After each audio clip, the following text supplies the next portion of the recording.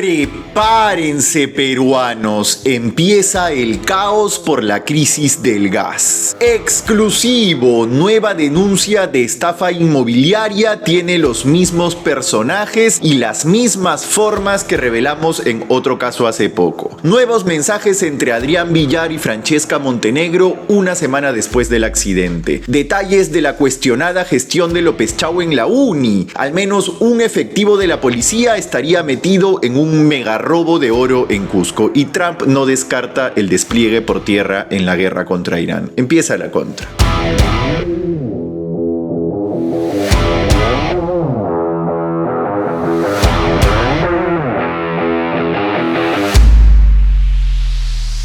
Hola, soy Paolo Benza y esto es La Contra, el resumen de los temas que realmente te importan sin importar a quién le molesten. Se acaba el martes 3 de marzo y hoy vivimos el segundo día de crisis energética en Perú, luego de la fuga en el gasoducto de TGP. Lo que ya todos deben saber es que el desabastecimiento de gas ha generado desde temprano colas y más colas de taxis intentando tanquear GNV sin éxito. La imagen es la de un país con hiperinflación, memorias de los 80. Y lo peor es que simplemente no hay con que tanquear. Poco a poco los grifos han ido cerrando sus bombas. ¿Qué tienen que hacer los taxistas ahora? Echar gasolina. Y claro, ya les dijimos que la crisis en Medio Oriente ha hecho que los precios del petróleo y sus derivados se disparen. Un taxista comentó que de pronto la gasolina pasó de 13 a 19 soles. ¿Y cómo te afecta esto a ti? El precio de los pasajes, para empezar. Van a subir desde combis y buses hasta en las aplicaciones de taxi. Algunas ya muestran precios más caros de lo normal, mientras que otras, como Cabify por ejemplo, han enviado un anuncio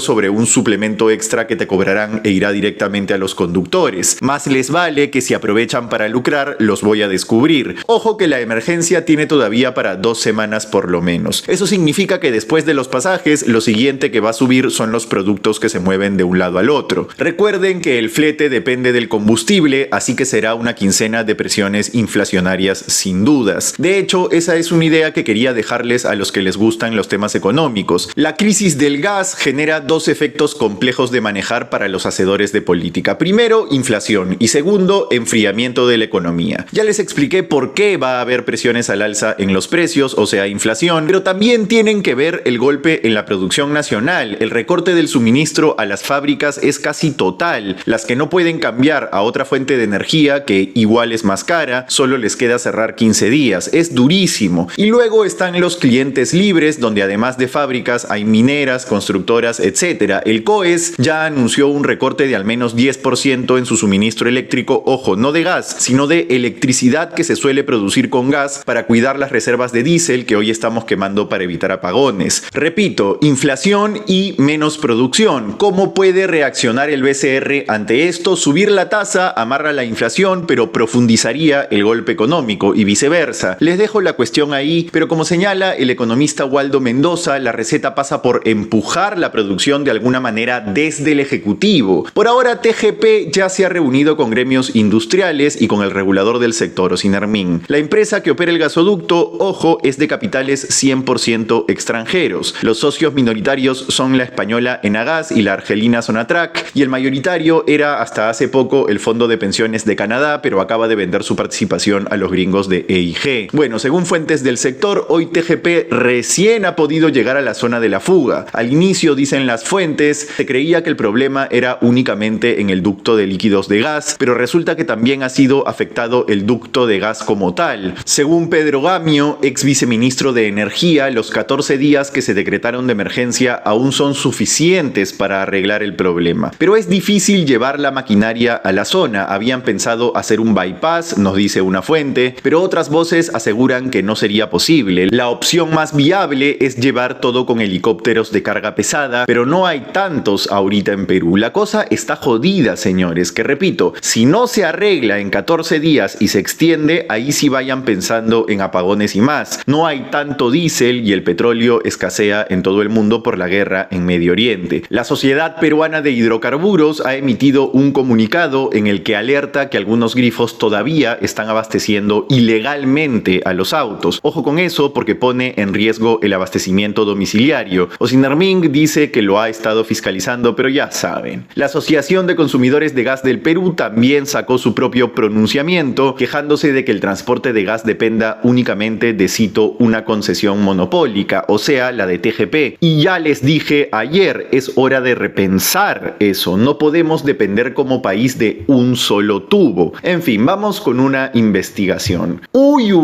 con este presunto esquema de estafa inmobiliaria. Mucho cuidado si has estado pensando comprarte un depa. Ya les hemos contado el viacrucis de un grupo de vecinos que denunció haber sido estafado en un proyecto inmobiliario en Surco sobre un terreno que al final quedó en manos del empresario Ricardo Aguirre, a quien denuncian de estar detrás de todo. Bueno, después de esa publicación nos contactaron muchas más personas con su propia historia, así que nuestro reportero Gonzalo Bedoya se metió a investigar más. Y no saben, hay nombres y formas que se repiten. Y sí, es una denuncia idéntica también por estafa. Atentos. Sí, el nombre de Ricardo Aguirre es uno de los que vuelve a aparecer. Les recuerdo de qué va el caso. Lo que les conté antes fue que 9 afectados denunciaron haber pagado cerca de $1 millón en adelantos para comprar departamentos en planos del proyecto residencial Vivanco en Surco, promovido por la inmobiliaria Gilben y Salgado del empresario Rafael Salgado. Recuerden los nombres, les vuelvo a decir. Sin que los compradores lo supieran, el terreno quedó en un fideicomiso administrado por Corfit, la fiduciaria del Grupo Coril, como garantía de la deuda que Salgado tenía con la empresa Conexa. Deuda que luego fue adquirida por un grupo de inversionistas encabezados por Ricardo Aguirre, que parece ser clave en todo esto. Aguirre pidió a los propietarios pagar más de $40,000 para evitar la ejecución y ellos cumplieron, pero la deuda igual se ejecutó. Luego, el inmueble terminó en manos de Aguirre y posteriormente fue vendido a una constructora llamada Paula Valeria Francisco, PVF. Los compradores aún no tienen departamentos y denuncian un esquema diseñado para que Aguirre se quede con el terreno y saque provecho de este. ¿Por qué? Porque para comprar el terreno, PVF sacó un crédito con Alcance, un fondo de inversiones que el mismo Ricardo Aguirre maneja. Y no solo eso, sino que volvió a meter al terreno en un fideicomiso para garantizar el pago. Hasta aquí, todo esto ya se los habíamos contado, en función de una denuncia que ya fue ingresada a la fiscalía. Bueno, pero ahora el asunto creció. Hay más afectados, esta vez propietarios del proyecto Pinos del Valle, también en Surco, en Chacarilla para ser precisos. Ellos también han puesto una denuncia en fiscalía y el caso es muy parecido. Les explico. En diciembre del 2019, el terreno para ese proyecto lo compra el consorcio industrial Huamanchacate, una inmobiliaria en la que, oh sorpresa, Rafael Salgado era el gerente general. Sí, el mismo Rafael Salgado de Gilben y Salgado del caso que les acabo de contar. Huamanchacate figura en la SUNAT como baja de oficio desde octubre del año pasado. Hasta ahí ustedes podrían decir un inversor inmobiliario más. Bueno, los 10 nuevos afectados compraron sus depas en planos también. Y ahí se repite el modus operandi. En 2022, el fondo de inversiones de Ricardo Aguirre, ya saben, el hombre clave, le dio un préstamo a Salgado. Por eso el terreno estaba otra vez en un fideicomiso como garantía, pero Salgado tampoco nunca pagó. Entonces, según la nueva denuncia, en abril del 2024, Aguirre se habría contactado con los propietarios para que le paguen un adelanto y no les quite el terreno. ¿Les suena conocido? Igualito que en el primer caso. Los denunciantes esta vez solo lograron abonar $14,000 y la deuda también igual se ejecutó según la denuncia. Desde Corfit nos respondieron lo mismo que la primera vez, que ellos solo administran fideicomisos, que ejecutan lo que corresponde al mandato y que no tienen nada que ver con los proyectos inmobiliarios. Y es verdad, pero ¿y Ricardo Aguirre?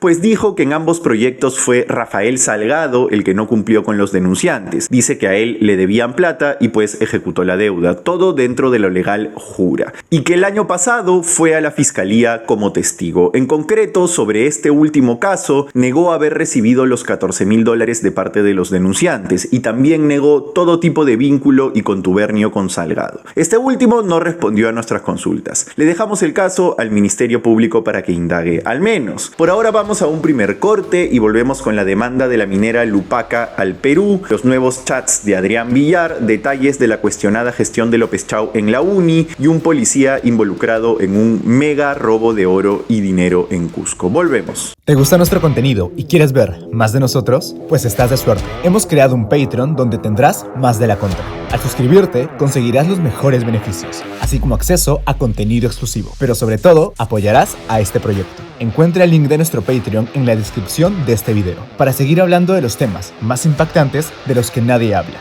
y sin importar a quién le moleste.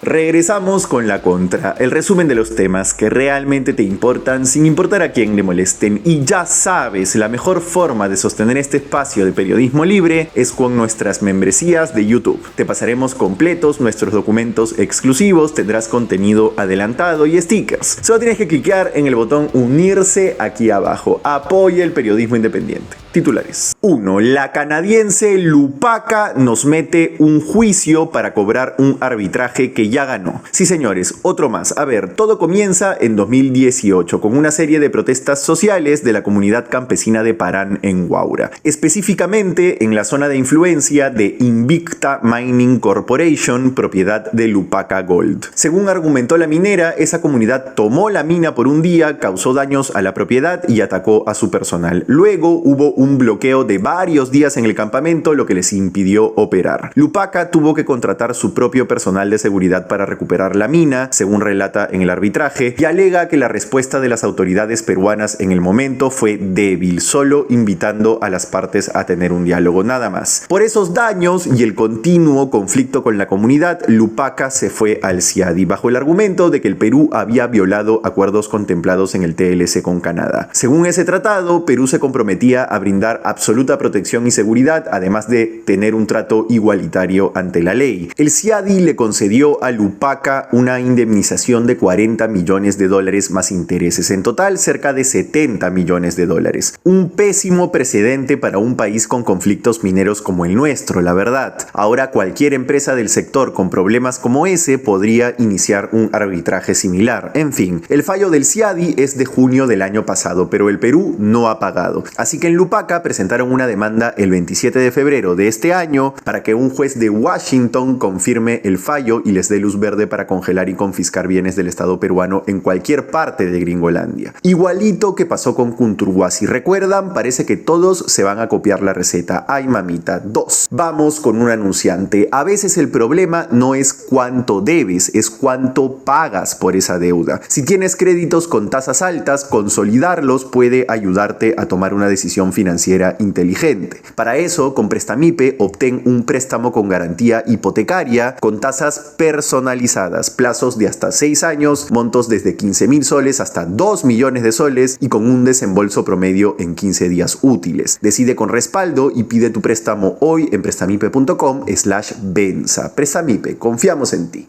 3. Nuevos mensajes entre Adrián Villar y Francesca Montenegro una semana después del accidente. Le seguimos haciendo seguimiento a esta historia que esperemos no tenga un nuevo capítulo de impunidad. La República ha sacado nuevos chats, esta vez del celular de la influencer, que muestran que el 24 de febrero, una semana después del crimen, ella le escribió un mensaje extenso a Villar. Seamos sinceros, parece escrito pensando en que se va a filtrar a la prensa, que dice que ella y su papá le dijeron en un primer momento al homicida que se entregue, que este no quiso, que por el contrario decidió asesorarse con otro abogado. Luego la cosa se puso telenovelesca. Villar le respondió que ella es la única persona de su entorno que se está alejando de él, que deberían estar juntos en esto, y la llamó repetidas veces sin éxito. Vino con reclamo el asunto, lo cito: ¿por qué mierda no quieres hablar? Parece que quisieras que las cosas empeoren. Tienen los mensajes en pantalla. Todo huele a que Montenegro y familia se quieren lavar las manos, la verdad. Lo otro es que la defensa de Maricel Linares nos quiso agarrar de cojudos. El viernes, su abogado Elio Riera, también candidato acuñista a diputado, gritó a los 4 vientos que el documento que tienen en pantalla era la prueba definitiva de que el auto no era de ella. Se trataba de una supuesta donación de bien en la que la periodista cedía la posesión del carro a Villar con el sello y el aval de la notaría Carpio Vélez. Bueno, esa notaría sacó un comunicado diciendo que no tenían el documento documento en sus archivos, pero aún así Riera insistió frente a las cámaras de Willax en que no se trataba de un documento falso, sino que solo no había sido elevado a registros públicos. Pero ¡ampay, señor Riera! Ayer el mismo notario Donato Carpio Vélez llamó al programa de Magali molesto y sepultó la coartada de Linares. Dijo que el sello es totalmente falso y que podrían haberlo hecho en Azángaro. ¿Hasta dónde piensan llegar con sus mentiras, por Dios? Este Riera lleva a Acuña al Congreso. En fin, hoy también